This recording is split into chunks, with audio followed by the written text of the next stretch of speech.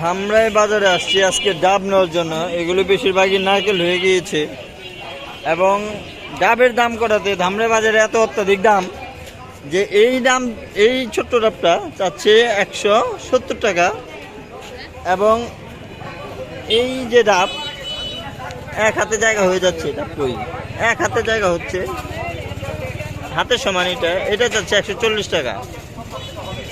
Ultimately Dhamrai বাজারের যে দোকানদার, এই ভাই আপনার বাসা কোথায়? আমার বাসা যশোর। যশোর। এই জায়গায় থাকেন কই? লাকড়িপাড়া। ডাবের ব্যবসা করেন কতদিন? 3 বছর। ডাবের দোকানদার উনি আজকে একাই, যার কারণে হয়তো বা ডাবের দাম বেশি।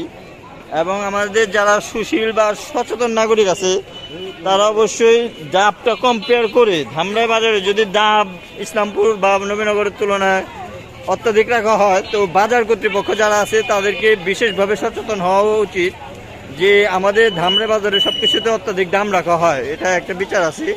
সবজি থেকে শুরু করে কাঁচামাল, ফল, তারপরে খাবার, এই সবগুলো অতিরিক্ত দাম রাখা হয়। এমত অবস্থা আমাদের যারা বাজারের কর্তৃপক্ষ রয়েছেন বা সচেতন নাগরিক রয়েছেন তাদেরকে বিশেষভাবে অনুরোধ জানাচ্ছি এইসব বিষয়ের দিকে দৃষ্টিপাত দেওয়ার জন্য। ধন্যবাদ।